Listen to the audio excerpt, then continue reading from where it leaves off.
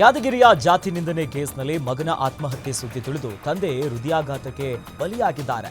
ಮಗನ ಆತ್ಮಹತ್ಯೆ ಸುದ್ದಿಯಿಂದ ಇಡೀ ಕುಟುಂಬವೇ ಸದ್ಯ ಆಘಾತಕ್ಕೀಡಾಗಿದೆ. ವಡೇಗೆರ ಪಟ್ಟಣದಲ್ಲಿ ಈ ಘಟನೆ ನಡೆದಿದ್ದು, ಸೈಯದ್ ಅಲಿ ಸೂಸೈಡ್ ಹಿನ್ನೆಲೆಯಲ್ಲಿ ತಾಯಿ, ಅಣ್ಣ, ದೊಡ್ಡಮ್ಮ ಹಾಗೂ ಚಿಕ್ಕಮ್ಮ ಅವರ ಆರೋಗ್ಯದಲ್ಲೂ ಕೂಡ ಏರುಪೇರಾಗಿದೆ. ನಾಲ್ವರಿಗೂ ಸದ್ಯ ವಡೇಗೆರ ಖಾಸಗಿ ಆಸ್ಪತ್ರೆಯಲ್ಲಿ ಚಿಕಿತ್ಸೆಯನ್ನ ನೀಡಲಾಗುತ್ತಿದ್ದು, ಆಸ್ಪತ್ರೆಯಲ್ಲಿ ದಾಖಲಾಗಿದ್ದವರಿಗೆ ಗ್ರಾಮಸ್ಥರೇ ಸಾವಿನ ಸುದ್ದಿಯನ್ನ ತಿಳಿಸಿದರು. ಅಶ್ಲೀಲ ವಿಡಿಯೋ ಕಾಲ್ಗಳ ಸ್ಕ್ರೀನ್ ರೆಕಾರ್ಡ್ ಮಾಡುತ್ತಿದ್ದ ಹಿಂದೂ ಸಂಘಟನೆಯ ಮುಖಂಡನನ್ನ ಸದ್ಯ ಬಂಧಿಸಲಾಗಿದೆ.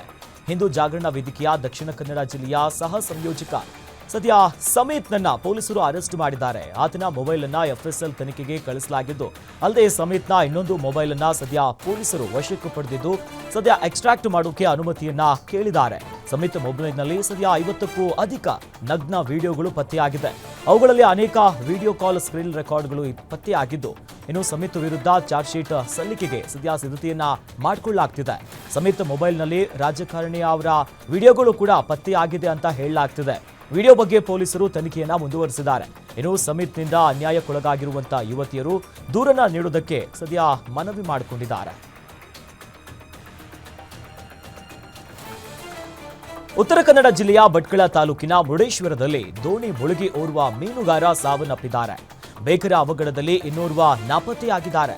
ಜನಾರ್ದನ ಹರಿಕಾಂತ್ ಎನ್ನುವವರಿಗೆ ಸೇರಿದಂತ ನವಗ್ರಹ ಹೆಸರಿನ ದೋಣಿ ಮುಳುಗಿದ್ದು, 45 ವರ್ಷದ ಮಾಧವ್ ಹರಿಕಾಂತ್ ಎಂಬತ್ತ ಆಸ್ಪತ್ರೆ ಸೇರಿಸುವಂತಹ ಸಂದರ್ಭದಲ್ಲಿ ಮಾರ್ಗ ಮಧ್ಯದಲ್ಲೇ ಸಾವನ್ನಪ್ಪಿದ್ದಾರೆ. 26 ವರ್ಷದ ವೆಂಕಟೇಶ ಅಣ್ಣಪ್ಪ ಹರಿಕಾಂತ್ ನಾಪತ್ತೆಯಾಗಿದ್ದು, ಶೋಧ ಕಾರ್ಯ ಮುಂದುವರೆದಿದೆ. ದೋಣಿಯಲ್ಲಿದ್ದ ಇನ್ನೋರ್ವ ಆನಂದ ಅಣ್ಣಪ್ಪ ಹರಿಕಾಂತ್ ಎಂಬಾತ ಸದ್ಯ ಪ್ರಾಣ ಅಪಾಯದಿಂದ ಪಾರಾಗಿದ್ದಾರೆ. ಕಲಬುರಗಿಯಲ್ಲಿ ಹೃದಯಾಘಾತಕ್ಕೆ ಮತ್ತೊಂದು ಬಲಿಯಾಗಿದೆ. ತೀವ್ರ ಹೃದಯಾಘಾತದಿಂದ ಕಾಲೇಜಿನ ಉಪ ಪ್ರಾಂಶುಪಾಲ ಆಗಿರುವಂತಹೋರ್ವರು ಸದ್ಯ ಕೊನೆಯುಸಿರನ್ನ ಎಳೆದಿದ್ದಾರೆ. ಕೊಹಿನೂರು ಪದವಿ ಕಾಲೇಜಿನ ಉಪ ಪ್ರಾಂಶುಪಾಲ ಗುರು ಬಸಯ್ಯ ಸದ್ಯ ಹಾರ್ಟ್ ಅಟ್ಯಾಕ್ಗೆ ಬಲಿಯಾಗಿದ್ದಾರೆ. ಕಲಬುರಗಿ ನಗರದ ಬಿದ್ದಾಪುರ ಕಾಲೋನಿಯಲ್ಲಿ ವಾಸವಾಗಿದ್ರು. ಇವತ್ತು ಬೆಳಗ್ಗೆ ವಾಕಿಂಗ್ ಮುಗಿಸಿ ಮನೆಗೆ ಬಂದು ನೀರನ್ನ ಕುಡಿದು ಕುಳಿತಿದ್ರು. ಇದೇ ಹೊತ್ತಿನಲ್ಲಿ ವಾಂತಿಯಾಗಿ ತೀವ್ರ ಹೃದಯಾಘಾತ ಸಂಭವಿಸಿ ಮೃತಪಟ್ಟಿದ್ದಾರೆ. ಹಠಾತ್ ಹೃದಯಾಘಾತದಿಂದ ಯುವಕ ಮೃತಪಟ್ಟ ಘಟನೆ ಮೈಸೂರಿನಲ್ಲಿ ನಡೆದಿದೆ. ಮೈಸೂರಿನ ಚಾಮರಾಜನಗರದ ಮೊಹಲ್ಲಾ ನಿವಾಸಿ 28 ವರ್ಷದ ದರ್ಶನ್ ಚೌಧರಿ ಸದ್ಯ ಮೃತ ದುರ್ದೈವಿ. ಈತ ನಗರದ ದೇವರಾಜ ಮೊಹಲ್ಲಾದಲ್ಲಿ ಬಣ್ಣದ ಅಂಗಡಿಯನ್ನ ಇಟ್ಕೊಂಡಿದ್ದ. ನಿನ್ನೆ ರಾತ್ರಿ ದರ್ಶನ್ಗೆ ಎದೆನೋವು ಕಾಣಿಸಿಕೊಂಡಿತ್ತು. ತಕ್ಷಣ ಮನೆಯವರು ಆಸ್ಪತ್ರೆಗೆ ಕರೆದುಕೊಂಡು ಹೋದ್ರು. ಆದರೆ ಮಾರ್ಗ ಮಧ್ಯದಲ್ಲೇ ದರ್ಶನ್ ಕೊನೆಯುಸಿರನ್ನ ಎಳೆದಿದ್ದಾರೆ.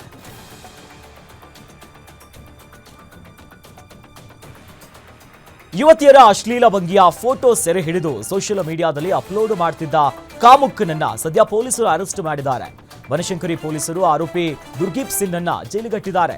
ಈತ ಕ್ಲಬ್ ಪಬ್ ಅಂತ ತಿರುಗಾಡುವಂತ ಯುವತಿಯರನ್ನೇ ಟಾರ್ಗೆಟ್ ಮಾಡ್ತಿದ್ದ. ಅವರ ಅಶ್ಲೀಲ ಫೋಟೋಗಳನ್ನೇ ಸೆರೆ ಹಿಡಿತಾ ಇದ್ದ. ಚರ್ಚ್ ಸ್ಟ್ರೀಟು, ಕೋರಮಂಗಲ ಸೇರಿ ವಿವಿಧ ಕಡೆಗಳಲ್ಲಿ ಓಡಾಡುವಂತ ಯುವತಿಯರ ಫೋಟೋಗಳನ್ನ ಕ್ಲಿಕ್ಕಿಸ್ತಿದ್ದ. ಸದ್ಯ ಈತನನ್ನ ಬಂಧಿಸಿರುವಂತ ಪೊಲೀಸರು ಇವನ ಹಿಸ್ಟರಿಯನ್ನ ಜಲಾಡ್ತಿದ್ದಾರೆ. ಸಾರ್ವಜನಿಕ ಸ್ಥಳಗಳಲ್ಲಿ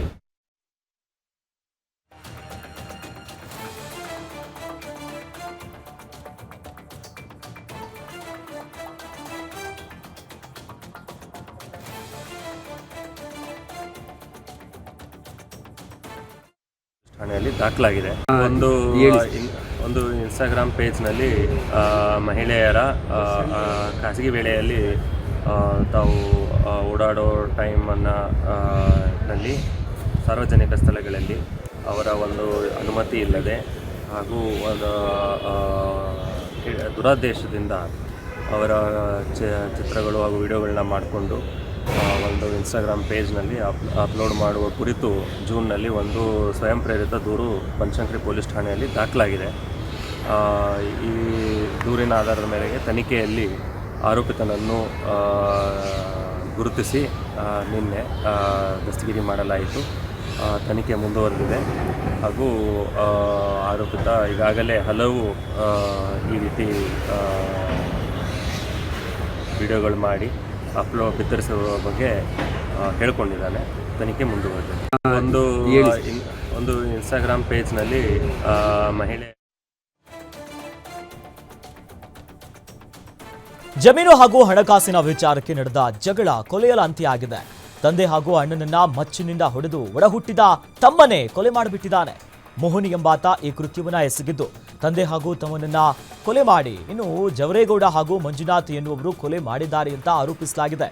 ಹೊಳೆನರಸೀಪುರ ತಾಲೂಕಿನ ಗೊಂಗೂರು ಗ್ರಾಮದಲ್ಲಿ ಘಟನೆ ನಡೆದಿದ್ದು ಘಟನಾ ಸ್ಥಳಕ್ಕೆ ಹೊಳೆನರಸೀಪುರ ಗ್ರಾಮಾಂತರ ಪೊಲೀಸರು ಭೇಟಿ ನೀಡಿ ಪರಿಶೀಲನೆಯನ್ನು ನಡೆಸಿದರು. ಆರೋಪಿ ಮೋಹನ್ ಸದ್ಯ ಆತನನ್ನ ಪೊಲೀಸರು ವಶಕ್ಕೆ ಪಡೆದಿದ್ದಾರೆ.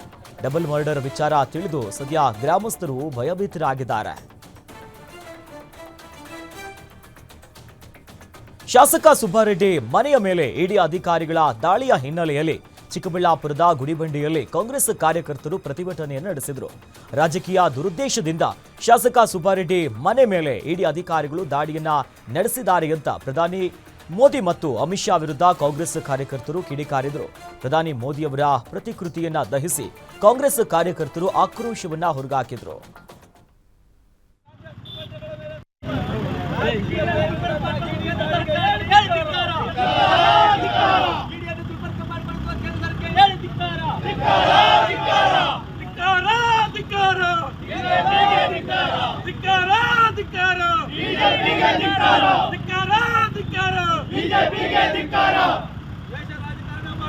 ಬಿಜೆಪಿ ಸರ್ಕಾರಕ್ಕೆ ದಾಳಿ ಮಾಡುತ್ತಿರುವ ಬಿಜೆಪಿ ನರೇಂದ್ರ ಮೋದಿಗೆ ದೇಶಾದ್ಯಂತ ದೇಶ ರಾಜಕಾರಣ ಮಾಡುತ್ತಿರುವ ನರೇಂದ್ರ ಮೋದಿ ಸರ್ಕಾರಕ್ಕೆ ಸುಳ್ಳು ಆರೋಪಗಳನ್ನು ಮಾಡಿರುವ ಕೇಂದ್ರ ಬಿಜೆಪಿ ಸರ್ಕಾರಕ್ಕೆ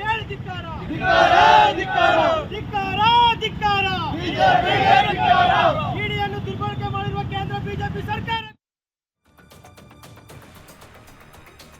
ಅಕ್ರಮ ಸಂಬಂಧಕ್ಕೆ ಗಂಡ ಅಡ್ಡಿಯಾಗ್ತಾನೆ ಅಂತ ಹೆಂಡತಿನೇ ಗಂಡನನ್ನ ಕೊಲೆ ಮಾಡಿದ್ದಾಳೆ.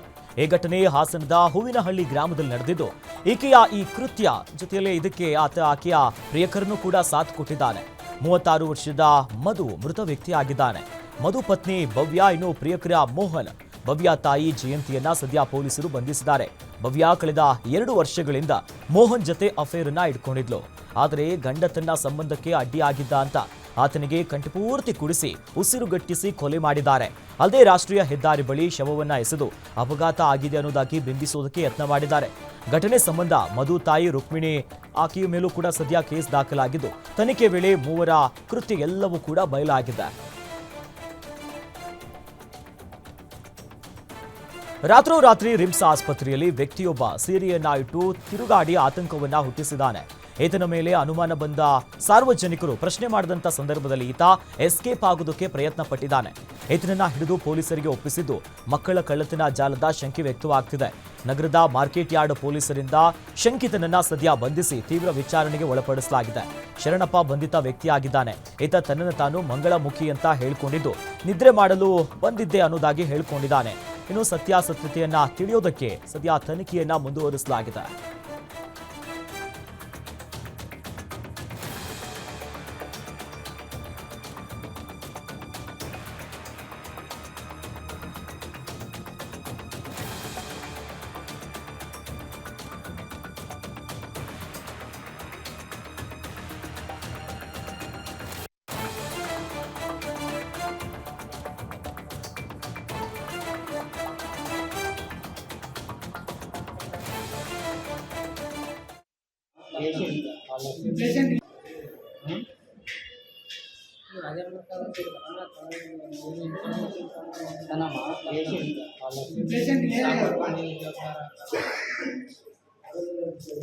ಅದೇ ಏನಾಗಿಲ್ಲ ಏನಾಗಿಲ್ಲ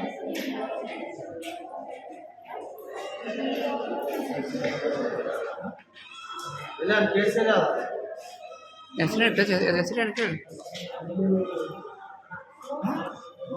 ಅದೇ ಪೇಷಂಟ್ ನಿಮ್ಮ ಐಡಿ ಕಾರ್ಡ್ ಕೊಡು. ಮತ್ತೆ ಯಾವ್ದಕ್ಕೆ ಬಂದಿಲ್ಲ? ಹಲೋ